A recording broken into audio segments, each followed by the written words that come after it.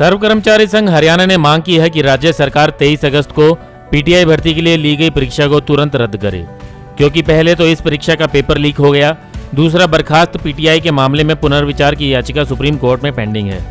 ऐसे में सरकार ने नए पीटीआई भर्ती की प्रक्रिया कैसे शुरू कर दी। ये बातें सर्व कर्मचारी संघ के प्रदेश अध्यक्ष सुभाष लांबा ने लघु सचिवालय में बुधवार को पत्रकारों से बातचीत करते हुए कही। वह हिसार में बर्खास्त पीटीआई द्वारा बहाली की मांग को लेकर लगभग 2.5 महीने से चल रहे धरना को समर्थन देने आए थे। उन्होंने पीटीआई भर्ती परीक्षा की हाईकोर्ट के सिटिंग जज से जांच करवाने की भी मांग की। लांबा ने बताया कि जल्द ही सर्व कर्मचारी संघ कर्मचारियों से जुड़े अन्य मुद्दों को लेकर एक जन आंदोलन शुरू करने जा रहा है।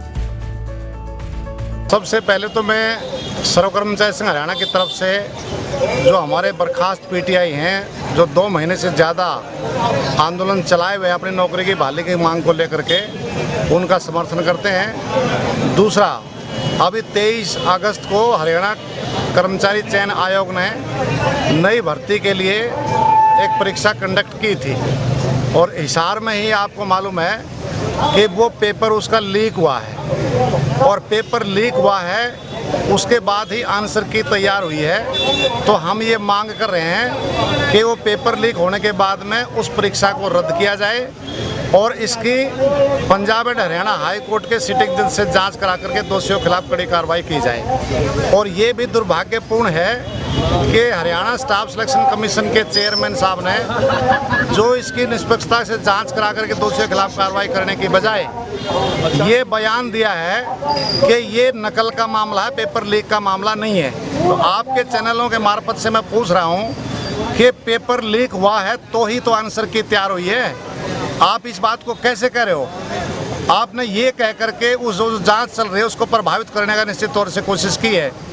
दूसरी बात हम ये कह रहे हैं कि जो 1983 पीटीआई हमारे हैं, चाहे माननीय सुप्रीम कोर्ट का डिसीजन है, उनके खिलाफ कोई भी टिप्पणी नहीं है और केवल वो जो पब्लिक नोटिफिकेशन की बात करते हैं, तो मैं ये आपके सामने बताना चाहता हूँ कि जो क्राइटेरिया तय किया था उसका सभी जो हमारे अभ्यर्थी थे सभी ने उसका फ़ायदा या नुकसान सभी को मिला है।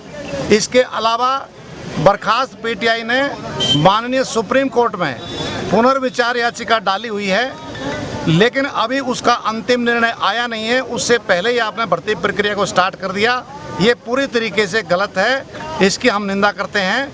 और अब निश्चित तौर से आज इसी टाइम पर जो सोमवीर सांगवान जी हैं, विधायक हैं दादरी से, उन्होंने जींद में 18 जुलाई को जनपंचायत में ये कहा था कि अगर 1983 पीटीआई बहाल नहीं होंगे तो मैं सरकार से समर्थन वापस लेकर के आपके बीच में आ जाऊंगा। तो आज उसके आवास पर प्रदर्शन हो रहा है ये पूछने के लिए कि 1983 पीटीआई बहाल नहीं हुए तो आप सरकार से समर्थन वापस क्यों नहीं ले रहे। और कल जो है हरियाणा कर्मचारी चयन आयोग के कार्यालय पर प्रदर्शन होगा और ये मांग की जाएगी कि इस पेपर को रद्द करो और जांच करो सिटिंग हाईकोर्ट के सिटिंग जज से और इसके खिलाफ कार्रवाई करो।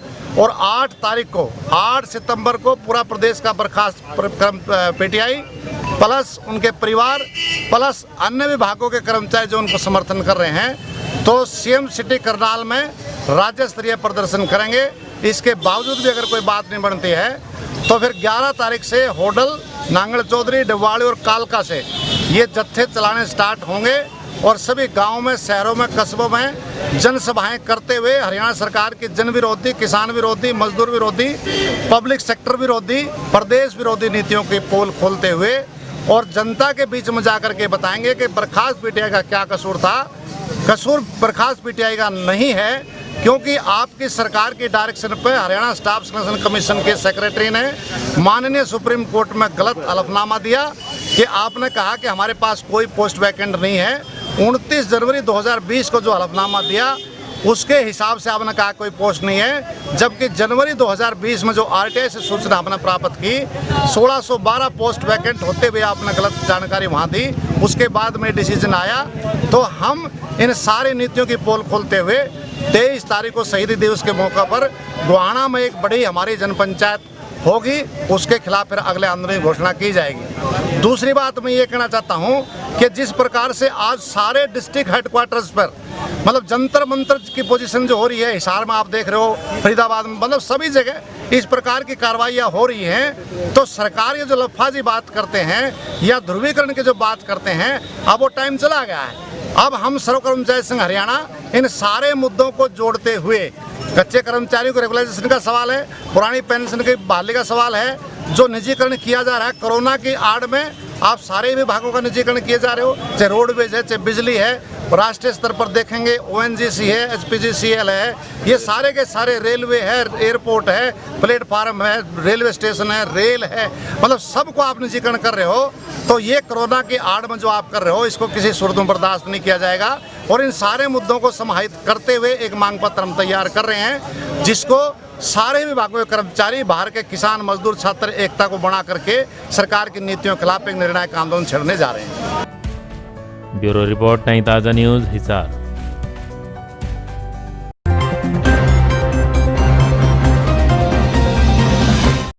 लेटेस्ट वीडियोस के लिए सब्सक्राइब करें हमारा चैनल नई ताज़ा न्यूज़ और दबाएं बेल आइकॉन ताकि आप मिस ना करें कोई भी अपडेट।